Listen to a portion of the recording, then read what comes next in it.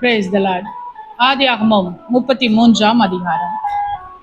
யாக்கோபு தன் கண்களை ஏறெடுத்து, இதோ ஏசாவும் அவனோட கூட 400 மனிதரும் வருகிறதைக் கண்டு, பிள்ளைகளை லேயாளிடத்திலும் ராகேலிடத்திலும் 2 பணிவிடைக்காரிகளிடத்திலும் வெவ்வேறாக பிரித்து வைத்து, பணிவிடைக்காரிகளையும் அவர்கள் பிள்ளைகளையும் முதலிலும், லேயாளையும் அவள் பிள்ளைகளையும் இடையிலும், ராகேலையும் யோசேப்பையும் கடையிலும் நிறுத்தி, தான் அவர்களுக்கு முன்னாக நடந்து போய் 7 விசை தரை மட்டும் குனிந்து வணங்கி தன் சகோதரன் கிட்ட சேர்ந்தான்.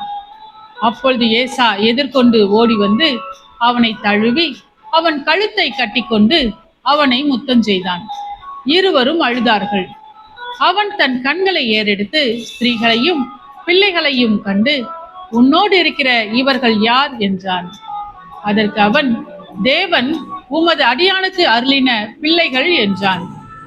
அப்பொழுது பணிவிடைக்காரிகளும் அவர்கள் பிள்ளைகளும் சேர்ந்து வந்து வணங்கினார்கள்.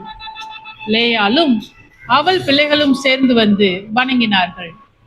பின்பு யோசேப்பும் ராகேலும் சேர்ந்து வந்து வணங்கினார்கள். அப்பொழுது அவன், எனக்கு எதிர்கொண்டு வந்த அந்த மந்தையெல்லாம் என்னத்துக்கு என்றான்.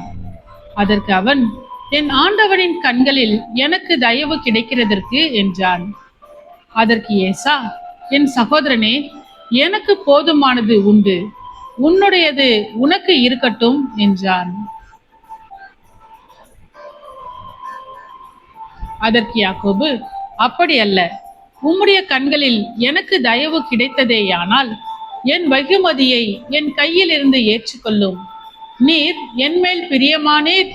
நான் உம்முடைய முகத்தை கண்டது தேவனுடைய முகத்தை கண்டது போல இருக்கிறது. தேவன் எனக்கு அனுக்கிரகம் செய்திருக்கிறார். வேண்டியதெல்லாம் எனக்கு உண்டு. ஆகையால் உமக்கு கொண்டு வரப்பட்ட என் காணிக்கையை ஏற்றுக்கொள்ளும் என்று சொல்லி அவனை வருந்தி கேட்டுக்கொண்டான். அப்பொழுது அவன் அதை ஏற்றுக்கொண்டான். பின்பு அவன், நாம் புறப்பட்டு போவோம் வா, நான் உனக்கு முன் நடப்பேன் என்றான்.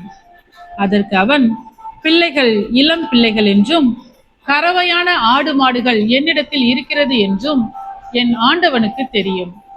அவைகளை ஒரு நாளாவது துரிதமாய் ஓட்டினால் மந்தையெல்லாம் மாண்டு போம். என் ஆண்டவனாகிய நீர் உமது அடியானுக்கு முன்னே போம்.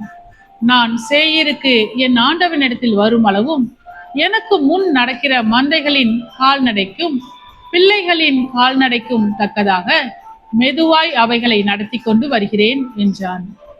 அப்பொழுது ஏசா, என்னிடத்தில் இருக்கிற ஜனங்களில் சிலரை நான் உன்னிடத்தில் நிறுத்திவிட்டு போகட்டுமா என்றான். அதற்கு அவன், அது என்னத்திற்கு? என் ஆண்டவனுடைய கண்களில் எனக்கு தயவு கிடைத்தால் மாத்திரம் போதும் என்றான்.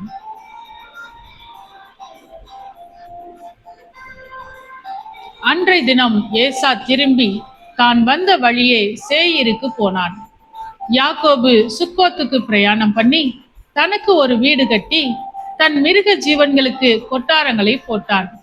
அதனாலே அந்த ஸ்தலத்துக்கு சுக்கோத் என்று பெயரிட்டான்.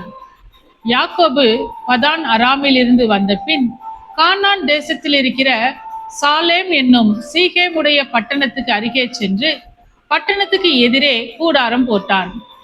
தான் கூடாரம் போட்ட வெளியின் நிலத்தை சீகேமின் தகப்பனாகிய ஏமோரின் புத்திரர் கையிலே 100 வெள்ளிக்காசுக்கு கொண்டு அங்கே ஒரு பலிபீடத்தை கட்டி அதற்கு ஏல் எல்லோகே இஸ்ரவேல் என்று பெயரிட்டான். ஆமென்.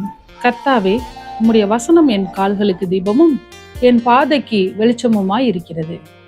இருளான என் வாழ்க்கையிலே வெளிச்சமாய் நீர் தந்த வசனத்தை தினமும் படித்து வாழ்வில் இடராமல் நடப்பேன்.